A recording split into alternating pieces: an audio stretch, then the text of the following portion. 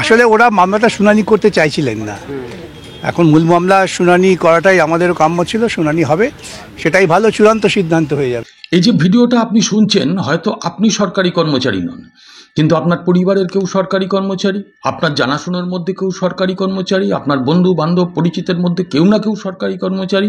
এই ভিডিওটা তাদের জন্য। প্রথমেই আমি বলি যে আজকে আপনাদের আমি অত্যন্ত কতকগুলো বিস্ফোরক বক্তব্য শোনাব।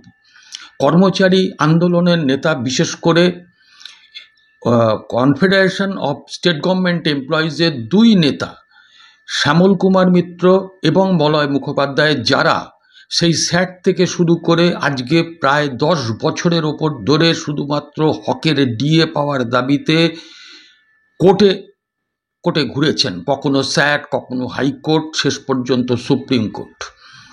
আজকে সুপ্রিম কোর্টে সেই শুনানিটা ছিল। আমরা ভেবেছিলাম আজকে হয়তো তার রায় বেরোবে, কিন্তু আজকের দিনের জন্য সুপ্রিম কোর্টের রায়টা পিছিয়ে গেলেও কেন পিছিয়েছে সেটাও আপনারা শুনবেন, আমি বলবো না। ওই যে সরকারি কর্মচারী আন্দোলনের যারা নেতা, যারা আজকে মামলাটাকে এই জায়গায় নিয়ে এসছেন, বিকাশ রঞ্জন ভট্টাচার্য, ফিরদৌস শামীমদের মতন আইনজীবীরা যাদের হয়ে লড়েছেন, আগামীকাল বিচারপতিরা ঘোষণা করেছেন যে আগামীকাল সকাল থেকে এই মামলা শুনানি হবে এবং চূড়ান্ত শুনানি হবে, দরকার হলে পরশুদিনও শুনানি হবে, এর নিষ্পত্তি তারা করবেন এবং রায়দানটাও হবে। তবে আমি মনে করি যাদের মধ্যে সংশয় ছিল, যাদের মধ্যে উৎকণ্ঠা ছিল, যারা ভেবেছিলেন ডিএটা আর হয়তো পাবেন না এই জন্মে, হয়তো অনেকেই ডিএ আন্দোলন করতে করতে মারা গেছেন, হয়তো অনেকেই এই আদালতের দিকে তাকিয়ে তাকিয়ে তাদের শেষ নিঃশ্বাস ত্যাগ করেছেন, কিন্তু সেই কালো দিন কেটে স্বপ্নের দিন, ভালো দিন আসছে হয়তো আগামীকাল বা পরশুই।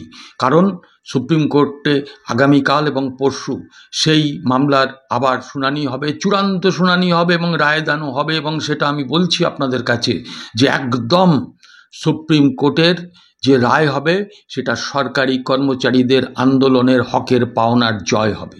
আমি শোনাবো এক এক করে, আপনারা আগে শুনুন যে এই কনফেডারেশন অফ স্টেট গভর্নমেন্ট এমপ্লয়িজের সভাপতি শ্যামল কুমার মিত্র তিনি কি বলেছেন, এরপরে শোনাবো মলয় মুখোপাধ্যায়, সাধারণ সম্পাদক কনফেডারেশন অফ স্টেট গভর্নমেন্ট এমপ্লয়িজের, তিনি কি বলেছেন, এবং ফিরদৌস শামীম তাদের আইনজীবী, অন্যতম আইনজীবী, তিনি কি বলেছেন, সবটা শোনাবো। প্রথমে শুনুন শ্যামল কুমার মিত্র কি বলেছেন। আজকে যে বিষয়টা হলো, মানে অত্যন্ত অবাক হয়ে লক্ষ্য করলাম, আজকে মাননীয় বিচারপতিরা ওই আদালত অবমাননার মামলা ছেড়ে পুরো মামলাটা অন মেরিট শুনে আজকেই মামলাটায় রায় দেবার জন্য, অন্তিম রায় দেবার জন্য প্রস্তুত ছিলেন। তা সরকার পক্ষের আইনজীবী অভিষেক মনু সিংভি বললেন তারা প্রস্তুত নন। তা কিরকম দরের আইনজীবী? আমাদের আইনজীবীরা যে কোন সঙ্গে সঙ্গে বলেছেন যে আমরা প্রস্তুত। তা তারা কিরকম দরের আইনজীবী যে 2022 সালের 28শে নভেম্বর থেকে তারা এই মামলাটা সঙ্গে যুক্ত রয়েছেন, মূল মামলার শুনানি হবে, তারা প্রস্তুত নন? তাহলে এরকম অযোগ্য আইনজীবীদের রাজ্য সরকার কেন নিয়োগ করছেন আমার আপনার করের টাকায়? এবং তারপর তারা চাইছিলেন যে মামলাটাকে পিছিয়ে দিতে, কিন্তু মহামান্য সুপ্রিম কোর্ট তাতে রাজি হননি। এবং আমাদের আইনজীবী বিকাশ রঞ্জন ভট্টাচার্য অত্যন্ত দৃঢ়তার সঙ্গে বলেন যে না, আমরা কলকাতা থেকে আসছি, দীর্ঘদিন মামলা চলছে, আর মামলাকে দীর্ঘায়িত করা যাবে না। তখন মাননীয় বিচারপতিরা আগামীকাল শুনানির দিন ধার্য করেছেন এবং মাননীয় বিচারপতিদের যে পর্যবেক্ষণ আমরা আজকে আদালতে শুনেছি তাতে এটা থেকে আমরা নিশ্চিত যে আগামীকাল মামলাটার অন্তিম ফয়সালা হচ্ছে। এবং ডিএ যে রাজ্য সরকারি কর্মচারীদের, যেটা পূর্বতন বামফ্রন্ট সরকার 2009-এর রোপাতে রেখে গিয়েছিলেন যে all India consumer price index মেনে বছরে 2বার ডিএ দিতে হবে, এইটা মান্যতা পেতে চলেছে। আমরা অত্যন্ত সুনির্দিষ্টভাবে বলছি 2018 সালে যে রায় হয়েছিল DA is a legally enforceable right of the employees, এটা ইতিমধ্যে সুপ্রিম মান্যতা পেয়ে গেছে।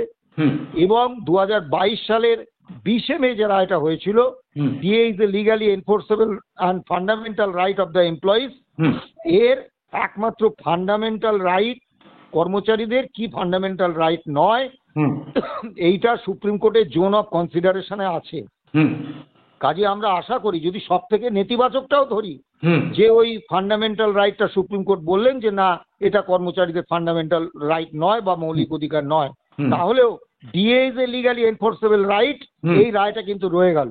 হুম। কিন্তু আমরা চূড়ান্ত আশাবাদী যে 2022 সালের 20শে মে যে রায় হয়েছে, অর্থাৎ DA is a legally enforceable fundamental right, hmm. এই রায়টা আগামীকাল বহাল থাকবে, এটুকু আমাদের প্রত্যাশা। হুম। আমি শুধু একটা প্রশ্ন তুলছি হুম যে রাজ্য সরকারের যারা নীতি নির্ধারক, হুম তাদের মানসিক রোগের চিকিৎসার প্রয়োজন আচ্ছা আচ্ছা। এবং ইমিডিয়েট তাদের মানসিক রোগের চিকিৎসক দেখানো দরকার। একটা কথা বলি, আপনি যেটা বললেন যে সরকারের যারা পরামর্শদাতা তাদের মানসিক চিকিৎসা করানোর দরকার, তো এক্ষেত্রে কি মুখ্যমন্ত্রীরও প্রয়োজন বলে মনে করেন? অবশ্যই মুখ্যমন্ত্রী যে ধরনের কথাবার্তা বলেন, আপনি খেয়াল করুন না, হুম। এর আগে তো আপনি অনেক মুখ্যমন্ত্রী দেখেছেন, তাদের সমালোচনা আপনি করতেই পারেন। হুম যে কোনো মুখ্যমন্ত্রী হচ্ছেন রাজ্যের চিফ পলিটিক্যাল এক্সিকিউটিভ, হুম। তার রাজনৈতিক বা প্রশাসনিক সমালোচনা করা এটা বিরোধীদের অধিকার, হুম। তারা করতেই পারে। সংবাদ মাধ্যম তাদের এটা অধিকার, তারা করতেই পারে। হুম। কিন্তু আপনি কি কল্পনা করতে পারেন হুম। সেই সিদ্ধার্থ শঙ্কর রায় থেকে শুরু করে বিধান রায়, প্রফুল্ল সেন, অজয় মুখার্জি, জ্যোতি বসু, তারপরে আপনার বুদ্ধদেব ভট্টাচার্য, হুম। তাদেরকে আজকের মুখ্যমন্ত্রী যে আচরণ করেন, হুম। হ্যাঁ, সেই আচরণটা করতে আপনি কখনো দেখেন? হুম হুম দেখেছেন? না, বা খুবই। ভারতবর্ষের অন্যান্য রাজ্যের যে মুখ্যমন্ত্রীরা আছেন, হুম তাদেরকে আপনি এই আচরণ করতে দেখেছেন? ঠিক। এই আচরণের মাধ্যমেই এবং ভাষা শৈলী, শব্দ চয়ন হুম। এবং শরীরী পরিভাষার যে প্রদর্শন হুম। উনি সাংবাদিক সম্মেলনে, তারপরে আপনার ওই এতে আপনি দেখুন, কদিন আগে আমি দেখছিলাম একটা ভিডিও ইউটিউবে চলছে, হুম। সেখানে উনি গান গাইছেন। হুম হুম তা উনি কি নিজের গানটা নিজে একবার শোনেন না? ওইটা কি শ্রাব্য? উনি নাকি কবিতা লেখেন, উনি নাকি বই লেখেন, উনি নাকি 30-40টা ভাষায় নাকি একবারে অনর্গল কথা বলতে পারেন, দক্ষ, উনি নাকি ডাক্তারিটাও জানেন। হুম। তা এই যে মানে একেবারে কার্বঙ্কল প্রতিভা, এটা তো পাগলামির লক্ষণ দাদা। শুনলেন শ্যামল কুমার মিত্র কি বলেছেন, অত্যন্ত সঠিক কথা বলেছেন।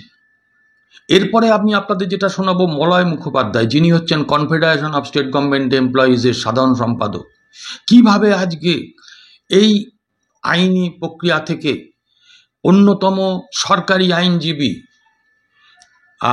তিনি পালিয়ে গেলেন, অভিষেক মনু সিংভি, বাকিদের অবস্থা কি হলো শুনুন শ্যামল মুখোপাধ্যায়ের মুখ থেকে।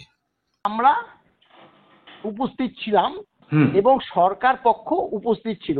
হুম মাননীয় অভিষেক মনু সিংভি হুম অনলাইনে উপস্থিত ছিল। হুম তার দ্বিতীয় জন, তিনিও ভারাক্কি আইনজীবী হুম। রাকেশ দ্বিবেদী। হুম মাননীয় কল্যাণ ব্যানার্জিকে তো সবাই আমরা চিনি, হুম তিনিও এই রাজ্যের একজন প্রভাবশালী আইনজীবী বলতে পারেন। হুম আর একজন ছিল এর আগে দুবারও, তিনিও মানে খুবই দামি আইনজীবী, হুম হ্যাঁ, ফিজা আহমেদ। হুম ফিজা আহমেদ, হুম দেখুন, হ্যাঁ হ্যাঁ মাফ করবেন, হ্যাঁ হাফিজা আহমেদ, হুম হুম হাফিজা আহমেদ, এই যে চারজন মানে বড় বড় হুম ব্যারিস্টার বা আইনজীবী, হুম তাদেরকে দাঁড় করিয়েছে। হুম যখন তাদেরকে এই ডিএ সম্বন্ধীয় বলার কথা বললো, হুম। তখন তারা বলল, আসল কথা অভিষেক মনু সিংভি মুখ দেখিয়ে পালিয়ে গেছে এক প্রকার, বুঝতে আচ্ছা। পেরেছেন তো? আচ্ছা। এখন এই রাকেশ দ্বিবেদী পরবর্তী যে যিনি আইনজীবী, হুম। তাকে বলতে বলাতে তিনি খেই হারিয়ে গেছেন। হুম কেন খেই হারিয়ে গেছেন? কারণ তিনি ডিএর ডও জানে না।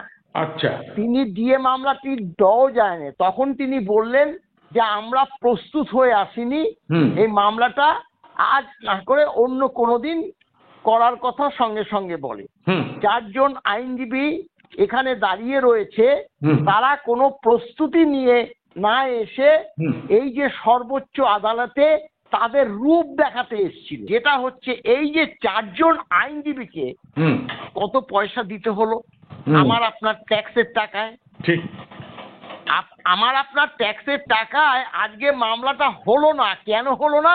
হুম কারণ তারা প্রস্তুতি নিয়ে আসেনি। আজকের এপিসোড শেষ করব। আপনারা অবশ্যই আপনার কমেন্ট সেকশানে আপনাদের মতামত লিখবেন। আপনাদের এই ভিডিওটা ভালো লাগলে একটু প্রচার করবেন, শেয়ার করবেন, এবং আগামীকাল আমরা তাকিয়ে থাকবো সেই সুপ্রিম শুনানির জন্য, এবং যেটা আমরাও সম্প্রচার করব আপনাদের কাছে। অভিনন্দন জানিয়ে এবং আগামী দিনের ওই স্বপ্নের সকালটার দিকে তাকিয়ে আজকের এপিসোড শেষ করছি। নমস্কার, সবাই ভালো থাকবেন।